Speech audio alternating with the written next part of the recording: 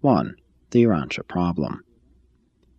The Adamic mission on experimental, rebellion-seared, and isolated URANTIA was a formidable undertaking, and the material son and daughter early became aware of the difficulty and complexity of their planetary assignment.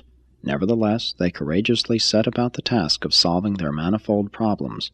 But when they addressed themselves to the all-important work of eliminating the defectives and degenerates from among the human strains, they were quite dismayed.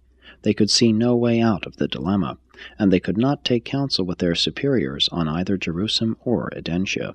Here they were, isolated and day by day confronted with some new and complicated tangle, some problem that seemed to be unsolvable. Under normal conditions, the first work of a planetary Adam and Eve would be the coordination and blending of the races. But on URANTIA such a project seemed just about hopeless, for the races, while biologically fit, had never been purged of their retarded and defective strains.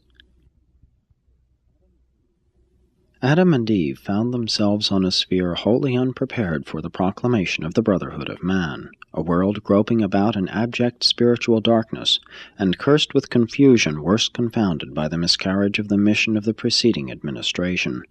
Mind and morals were at a low level, and instead of beginning the task of effecting religious unity, they must begin all anew the work of converting the inhabitants to the most simple forms of religious belief.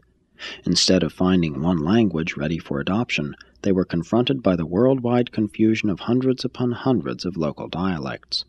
No atom of the planetary service was ever set down on a more difficult world. The obstacles seemed insuperable, and the problems beyond creature solution.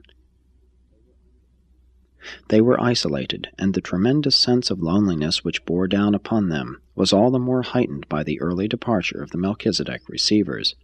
Only indirectly, by means of the angelic orders, could they communicate with any being off the planet. Slowly their courage weakened, their spirits drooped, and sometimes their faith almost faltered. And this is the true picture of the consternation of these two noble souls as they pondered the tasks which confronted them. They were both keenly aware of the enormous undertaking involved in the execution of their planetary assignment. Probably no material sons of Nebadon were ever faced with such a difficult and seemingly hopeless task as confronted Adam and Eve in the sorry plight of URANTIA, but they would have sometime met with success had they been more far-seeing and patient. Both of them, especially Eve, were altogether too impatient. They were not willing to settle down to the long endurance test.